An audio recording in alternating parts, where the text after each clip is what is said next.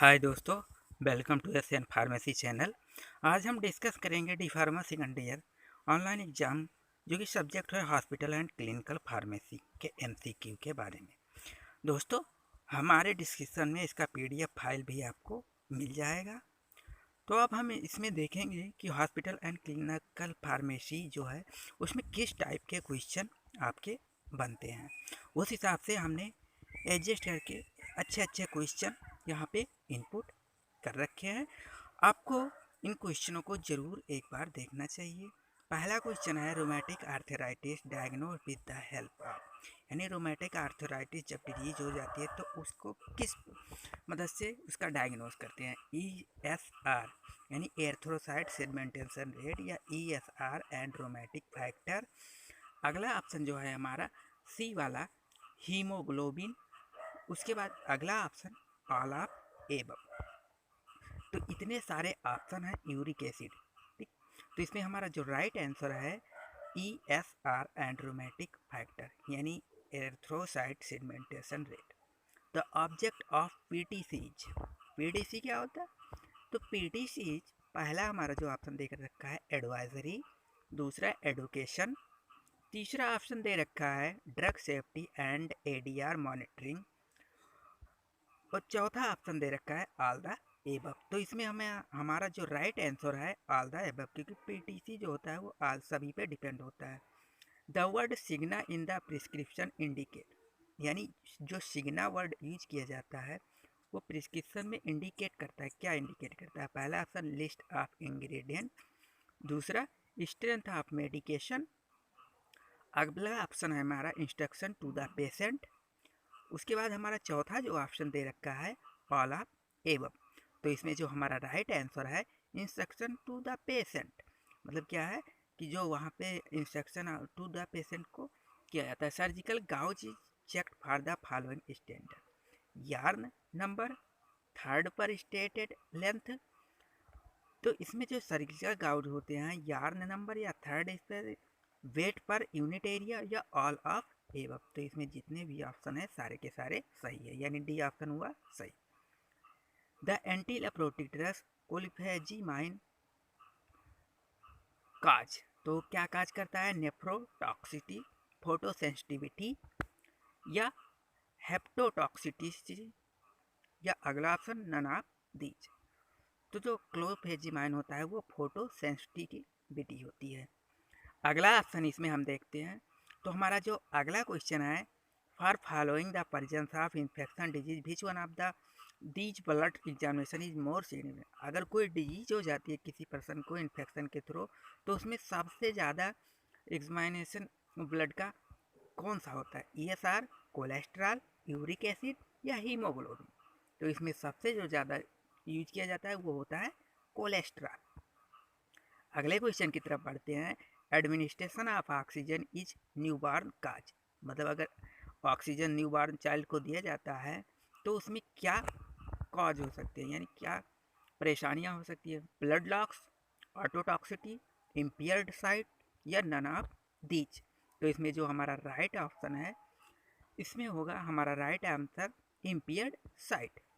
तो इस तरह से आपके लिए क्वेश्चन है और ये अच्छे अच्छे क्वेश्चन, इनको जरूर एक बार देखिए। High incidence vaginal carcinoma is associated with the therapy involve, यानी कार्सिनोमा जो होता है वेजाइनल, उसमें कौन सी थेरेपी सबसे ज़्यादा यूज की जाती है? तो stilbestrol, antithyroid, testosterone, D none of these. तो इसमें में से जो हमारा राइट आंसर है वो होगा स्टेस्ट्रॉल, जो होता है वो सबसे ज़्यादा यूज की जाती है।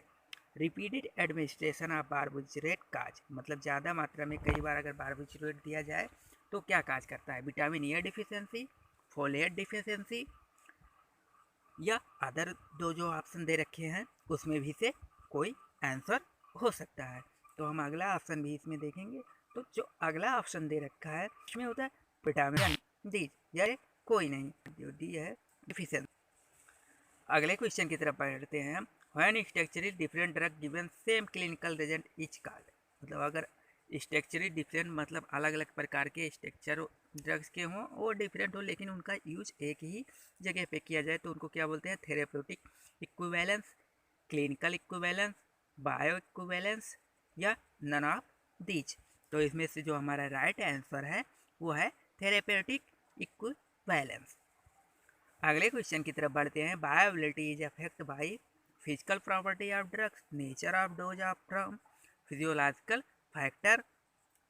तो फिजिकल प्रॉपर्टी ऑफ या drugs, nature of the dose form या फिजियोलॉजिकल फैक्टर। तो बायोबिलिटी जो होती है सबसे ज़्यादा अफेक्ट किस पे करेगी?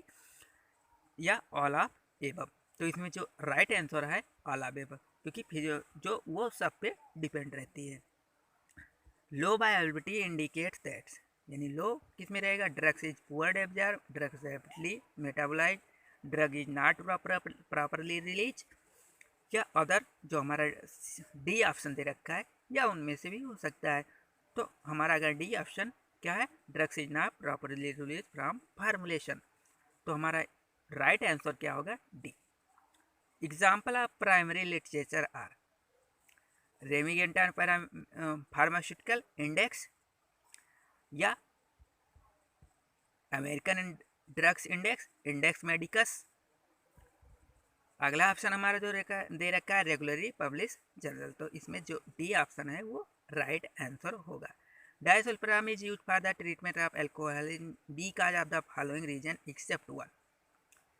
तो इसमें जो disulfiram is a cephalosporin antibiotic, disulfiram is a inhibitor of the aldehyde dehydrogenase, disulfiram is a result accumulation of excessive quantity of acetaldehyde, या अगला option disulfiram cause unpleasant side effect in alcoholic. जो तो इसमें हमारा जो पहला answer है वो राइट होगा।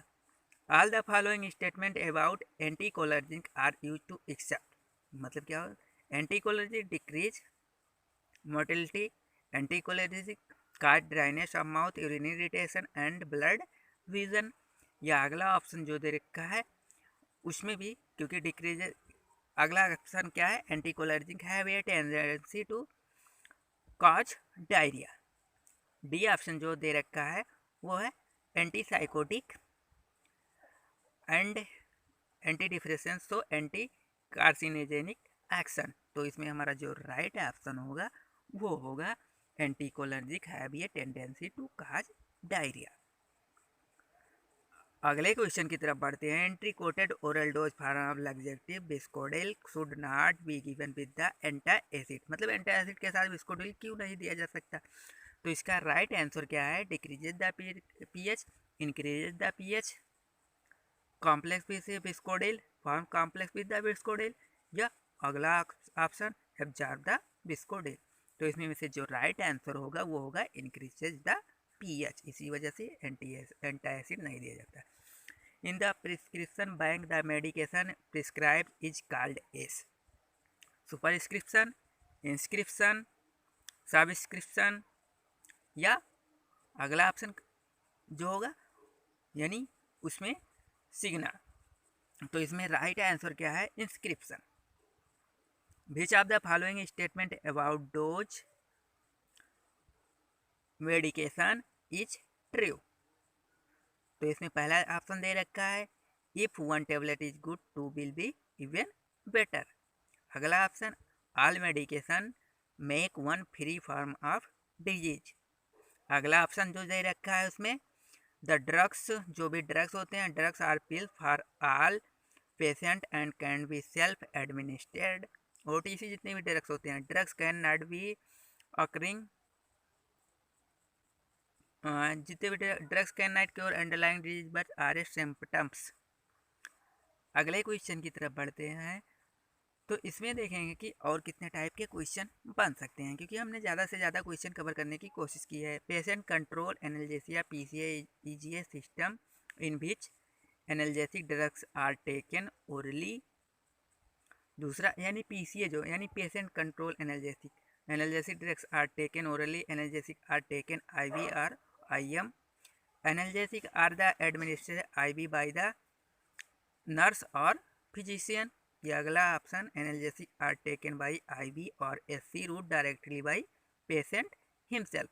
तो इसमें जो राइट आंसर होगा वो analgesic are taken bye ivy और AC route directly by the patient himself. Invert sugar consist of equal part.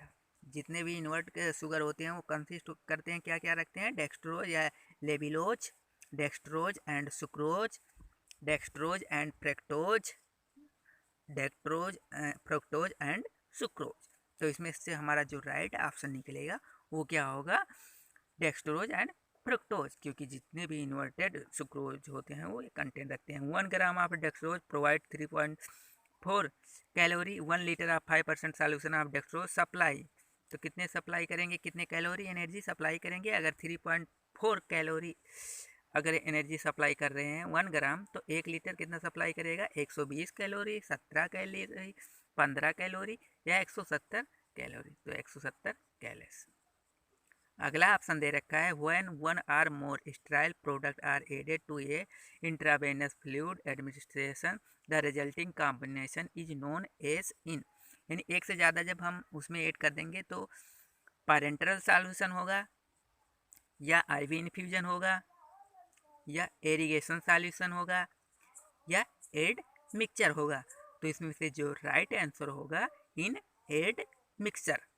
अगले क्वेश्चन की तरफ बढ़ते हैं। तो अगला क्वेश्चन है all the following statement about nebulizer are true except. यानी नेबुलाइजर के बारे में कितने सारे सही है उसमें से एक छोड़ के। तो nebulizer medication can be case into the deeper part, यानी carried into deeper part of the respiratory tract. अगला ऑप्शन जो हमारा है nebulizer produce very fine particle of drugs in a uniform gases particle size। Nebulizer are require smaller dose that the drugs given systematically। या nebulizer require more dose when the drugs given systematically।